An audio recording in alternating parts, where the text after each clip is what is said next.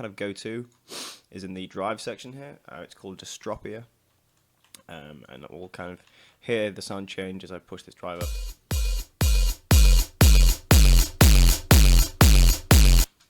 It's pretty badass, really, and the amount of low end drastically changes the sound that trash creates.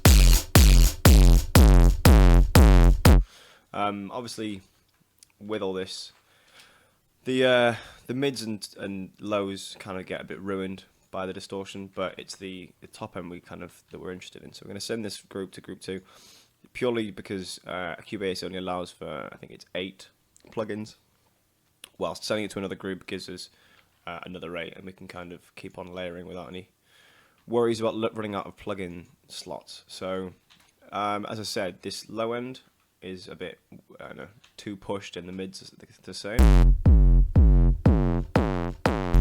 So we don't really want any of that. So we're going to put, later down the chain, a low cut.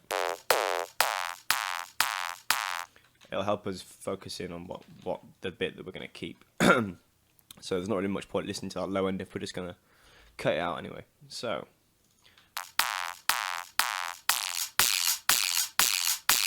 kind of find a point at which we like the balance between the distortion and the kind of the sound of the hat still.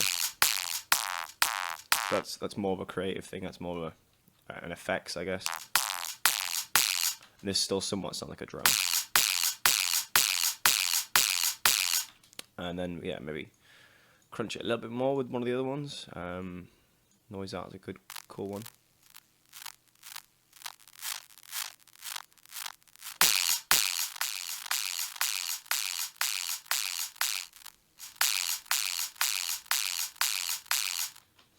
Alright, so let's get that bounced down.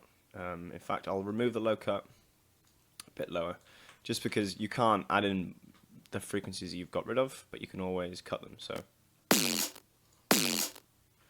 okay, so B, G, kick, dist 1.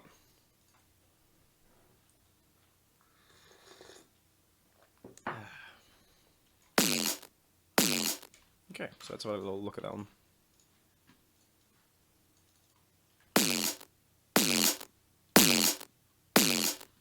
It sounded pretty cool. So yeah, you'd layer that on top of the original kick. In my tunes, I have a lot, certainly with the more aggressive styles of music. Behind the entire break, and by break I mean the drum loop as a whole, I'll have various layers of the sound. So the kick will have sometimes a low end component where I've just got everything, this way downward. Let's just loop that. And then one with everything output of that frequency, so that together obviously they sound like just the kick. I have various versions of each sound, all kind of processed in different ways to bring out the most from them, and as well as the low end and top versions of a drum. I'll have a distortion version as well. So if we look at this, yeah, so alongside all the drum hits, I've got like a distorted version of it, usually. So that the whole break has this really aggressive feel to it, and it kind of, obviously we've distorted and cut off the lows from it. I play around with the positioning of it a little bit. It just gives the whole break a really aggressive feel,